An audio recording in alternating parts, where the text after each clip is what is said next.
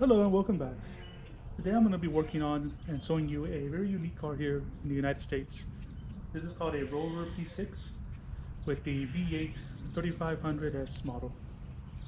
It's a very rare car here in the United States, but it's a very famous car over in the United Kingdoms and in Europe. Very well known over there. This one car of the year, they were out of stock for most of its production time. They couldn't keep up on the demand on making them. They were a very unique car. These are often referred to as the British DS, making it, and when you look at it and you compare it to a Citroën DS, it even has the same design shape. Also, when they did engineer it, they were using the DS as a model. That also means it has a very unique suspension system in the front and the rear. Car, very reliable, very comfortable car. And it's also a very big car that I don't think the camera shows it, but when you're here up next to it in person, it's pretty wide and it's pretty long and it's very nimble for the size. These cars didn't sell very well here. They were only offered here for 1 year, from 1971. Afterwards, Rover left the market, mostly because of the US regulations coming in, and they just didn't feel it was worth it to make the car conform to US standards. But this one right here, this one is a US model. They're known as the Nada Edition, which is Spanish for nothing, or an acronym meaning North American Dollar Area. So that's a fancy way to say export model. Because it is the Nada edition, it does have a lot of, well, it has a lot of unique things to it that they put onto it to try to appeal to the United States market. The biggest thing you'll see is on the front here shortly, and also the interior. As you can see, the shape of the car itself has a very slanted look to it. It is very similar to the DS, where it has that kind of design where it goes up and curves back. Even just like the DS, it has the stainless trim along the roof and on the window frames. It even uses the same idea with the window installation, in which it's only one rubber seal that goes across, and it has little clips that you undo to put pressure on the window. It makes it a very simple window change, if you can find a window, of course. The door pillars right here have the same stainless steel embellishment like as a roof. This being a US model, it has these hood scoops that are fully functional. This one brings air into the carburetor, and these two are designed just to bring cool air into the engine bay. The US models get the overriders, and they also get these indicators that are just installed kind of like an afterthought. They're just mounted onto the bumper. You can see the wires are just hanging there. And the European ones, this is has both a light and your indicators. And this model, the US ones, there's nothing here. There's a blank plate, and this is one of a light. You see the little peak right here. It's designed so that when you're driving and you have your lights on, this will glow, and so you can know where your corner is at. They did that because the way it slants down, it can be kind of hard to see where your corners are at. This is something Rover always done. On the Range Rover Classic models, they have the same thing design. There's a elevated area on the hood, so you can kind of know exactly where your corners are at. Very useful for when you're 4x4ing. US models also get these reflectors and this side light here. I think that was as a part of the federal regulations. I always had to have that. We had our quad headlights. This right here is called an ice alert system. Basically what it does, it gets the outside temperature. If it hits a certain degree, it will turn a light on to the dashboard, letting you know that watch out for ice, that the weather is cold enough that it can be ice on the road. You see that now on newer cars with a little snowflake design. The Rover badge right there. This is actually quite hard to find. You'll be surprised how many of these get stolen. We got our V8.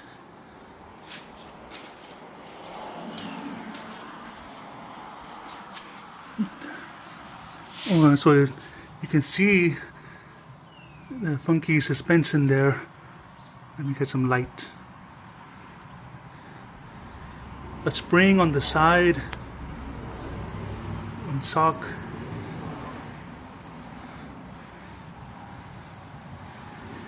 It's a very unique system. But also it makes the car extremely comfortable. It gives it a lot of travel. When I start working on the back, you'll see when I put the jack on, how the wheels don't move, but the car is going up. Little embellishment things, keys.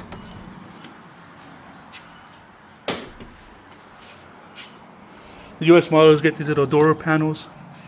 European ones don't. Of course, European ones get a quarter light in the rear, and the US models don't. We have a fixed window. Very comfortable seats. The front part of the car is extremely comfortable. The rear is very tight.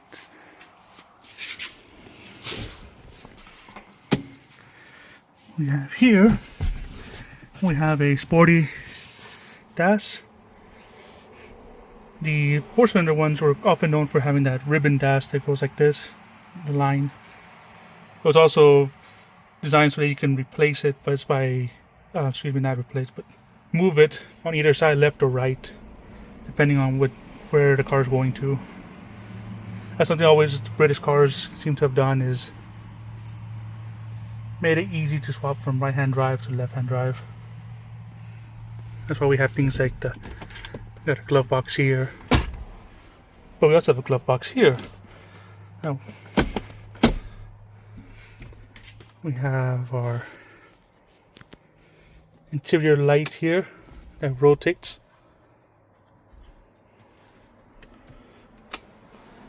Because this is a US model, they try to keep, but these were dealer options.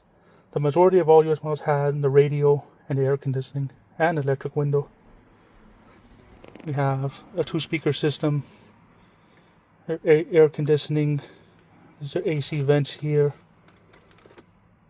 electric window, our air conditioning controls over here, the locking mechanism for the windows in case you want nobody to mess with them. There's a choke. This was added extra. This car does have an automatic choke, which is a bit iffy at times. This here is your ice alert, so this glows if it gets too cold. You got your clock right here for adjusting your column, steering column. You have these real thin indicator and high beams. They look extremely fragile on the camera, but they're not. They're actually a very solid piece of metal, a very solid piece of plastic there. You see, you have a nice headliner. Automatic transmission. It is a 3-speed Borg Warner 35.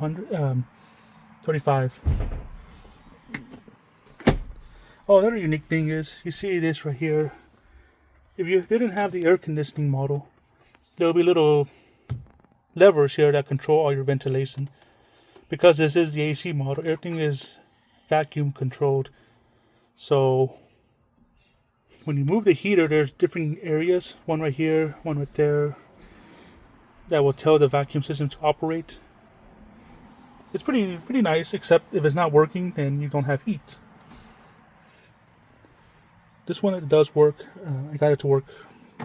Just had to replace the vacuum lines. Usually it's not that simple. And these are your fresh air vents. And both sides have it. So We'll do back real quick.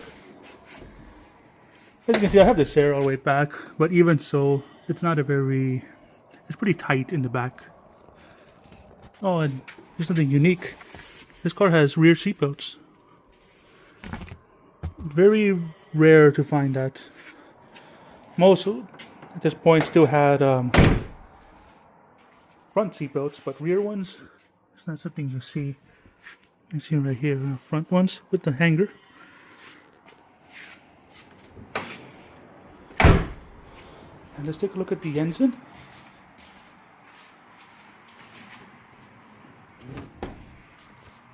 This is what makes the car very unique. It is a 3.5 V8 made out of aluminum. They got this by pretty much dumb luck from Buick. It's a small compact V8 that fit. They had the exact dimensions to fit this engine bay. This one gets known later as the Rover V8. Rover uses this V8 from the 1960s all the way up to the 90s. Very good engine. The biggest thing you always have to worry about is just overheating. But overall, it is a very good engine.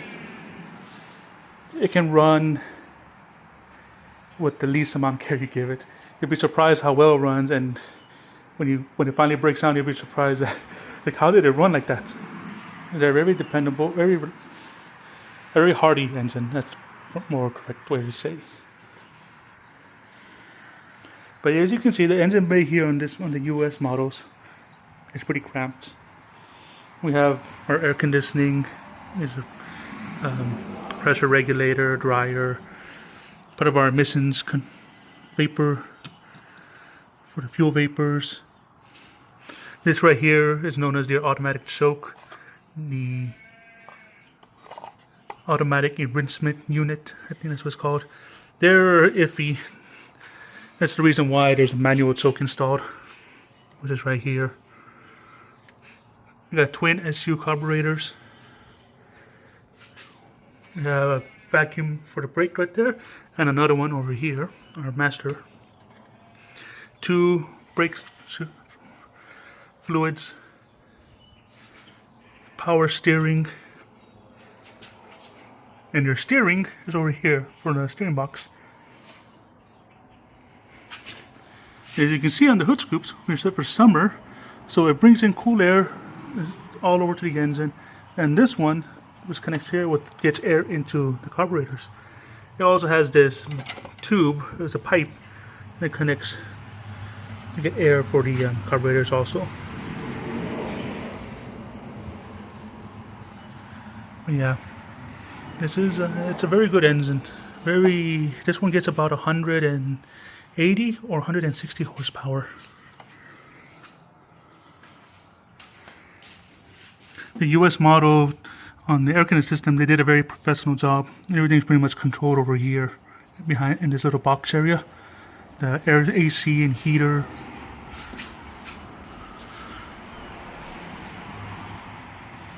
Okay, we'll go take a look at the back now. One of the many shortcomings for this car was that its trunk space was too small. And a solution for that they added what's called the Continental package. What it does is that you can take this off, you can take your spare tire, put it back on top here. So you will have a spare tire riding on your trunk. Wow. And then that will open up all this space here for you, for luggage and whatnot. You got your fuel tank in the back, the light there, battery. The one way you can tell the Continental package by the badge is you need this bracing support unit there. You have a hood prop here. If you end up using the tire on the roof, you use this to help keep your trunk up. And that's really about it on the trunk. Alright, so what we're going to do here is, the car actually runs and drives. I drove it from Des Moines, Iowa down here to Texas on an 800-mile journey. It was interesting. When I got it here though, it started leaking a lot of fuel, and what it was this thing here. has air conditioning. They added a factory electric fuel pump in the rear. And one of the things they do on the fuel pumps is that it has a filter that you can take it apart, clean it out. Because of that, they added this petcock here, so you can close the flow of fuel, so you can service your electronic fuel pump.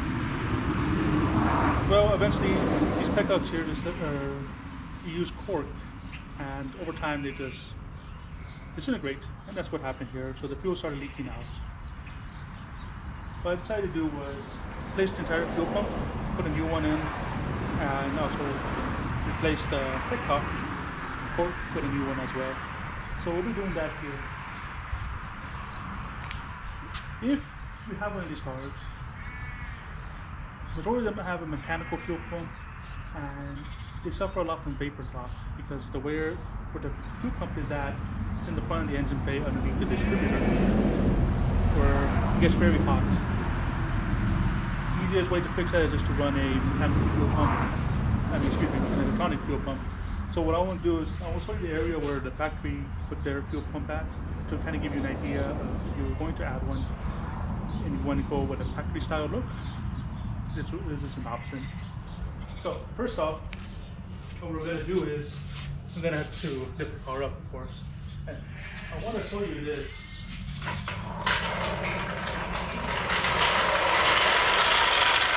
So what we have here is a very unique suspension in the back. It's called a de Leon tube, and what it does, it just keeps the car planted. It doesn't, so when you're driving, even though the car is kind of rolling, the car is always planted on the ground. It's very hard to roll the car over because of that. If you ever had a Citroen 2CV, it's very similar to that style. Just to give you an example, we have our jacking point right here on this block.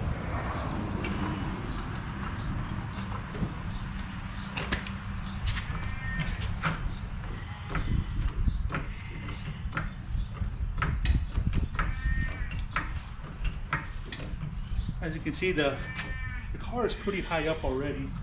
The tires are not moving, they're just beginning to, but I'm already hitting the limit on my jack.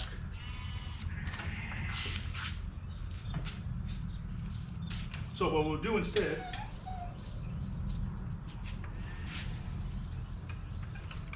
is I'll be using the factory tool instead.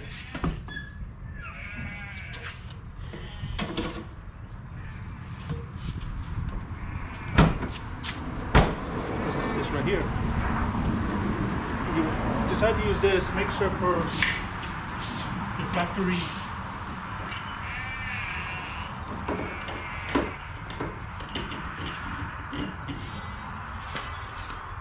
always make sure that the factory jacking points are stable.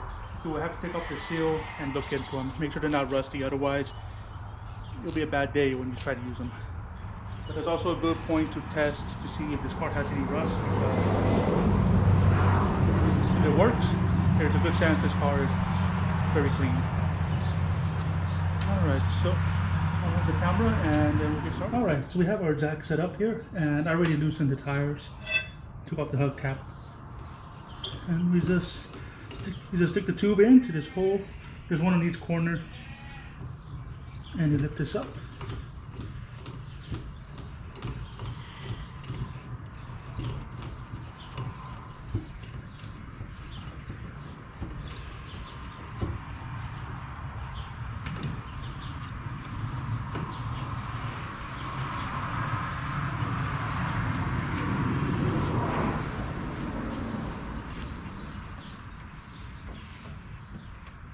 Still not yet. There we go. So, a little bit more. It's good enough right there. A little bit down.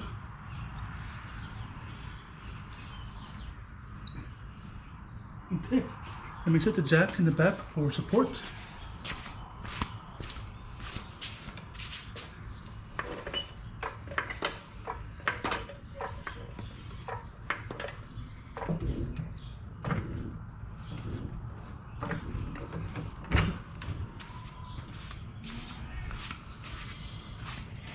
So you see what I did. I used the factory jack here to kind of force this to go up, and then I'm using my floor jack in the rear. Okay. I'm gonna go ahead and take the tire off, and then I'll come back. All right. So we got the wheel off, and we got access now to underneath. Also got a pain in the butt here. Don't stop licking me now that I'm on the floor. Anyways, so you see where the original fuel pump was located at. It's mounted right here, right by the rear passenger side fender wall. It has the two little bushings there and an earth strap connected to it. And then from there, it goes up to here, up to the batteries at. Sorry, he moved over to my ear now.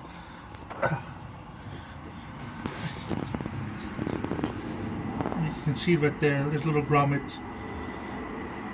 That's where the wire is going to go through, and it's connected to, for power, it connects to the ignition, so when you turn the ignition on, the fuel pump will start working. Alright, so get off the ground. It was being viciously licked to death over there. So here we have our two fuel pumps. This one here is the original factory Bendix electric fuel pump, and this is the one I'm going to replace it with. The outlets are all pretty much the same. You see, you have out and out here, and then the inlet and inlet. The only difference really is the wiring. How on the original it's right here in the center, and on the new one it's closer to the outlet. But everything else on them is really the same.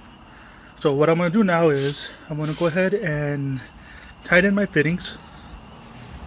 On the outlet, that's pretty much just it, like that. On the inlet, I have another fitting that goes there, and then I also have this petcock that's going to go on there. You can see right here. By the way, if you ever are looking for something like this, if you have one of these, it's called an Edward petcock. They're used on Triumphs and on the BSA motorcycles. Alright, so I'm going to let you go, and I'm going to go ahead and put on all the fittings and get this thing mounted on there. Oh, and real quick, almost forgot. On the original, it comes with this insulation. It's the fuel pump is wrapped in it, and it's just held by the zip ties. So I will be putting that back on with this one here. Okay, I'll see you in a bit. So we have our fuel pump all set up. It's wrapped in this insulation. We got a bullet connector connected here, and we have all its outlets screwed onto it. I just want to show you one more time the area where it's going to be mounted at. Give you a little better close up since I don't have somebody licking me deaf right now. So you can see there's a ground strap, and there's also a ground wire connected to the top of those bolts. So, and then one of the hoses is going to connect to the fitting over there, and loops and it connects to the fuel pump. And there's another hose. I don't see it. Here it is. This one is the one that goes to the carburetors. Alright, so I'm going to go ahead and mount everything and start connecting all the fittings. Alright, so that took a lot longer than I hoped for. We have it run up through the underneath. There's the wire from the fuel pump. It has a bullet connector, and it connects here to the ignition. And also underneath. It took a lot longer than I thought, mostly because at first I put it in backwards. And you can see where the wire runs up, the little grommets. The insulation, I don't know if that's necessary, but it makes it difficult to tighten and undo the bolts on the side. And that's really what it took a while for me just to get get it undone so I can flip it over. But that's how the fuel pump will look. So all thing left to do is I'm going to tighten up all the connections, make sure they're nice and tight, and then go ahead and turn it on. Alright, and there we go. It's nice and working. The bolts need to be tightened up a little bit. You can see how it vibrates a lot. There isn't that much gas in there, so I don't know yet on how leak proof it is. So it's going to top it off. But for the most part, everything looks to be good to go.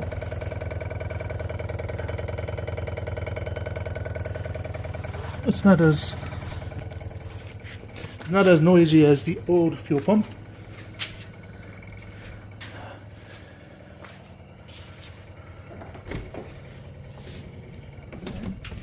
We'll turn it off for now.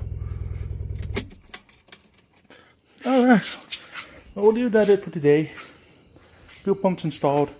The biggest thing next is just to add some gas, test it out, make sure there's no leaks.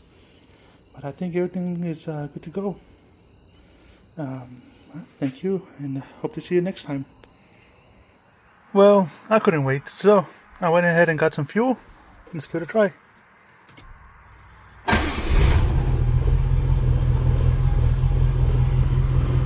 It sounds good.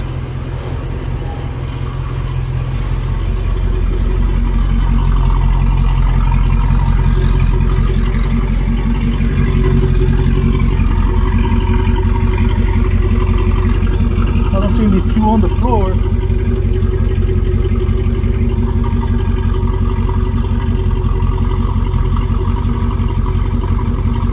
Looks good to me so far.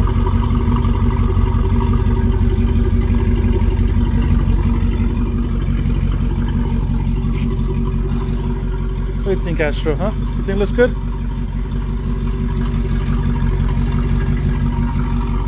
Yep. Fuel pump's working.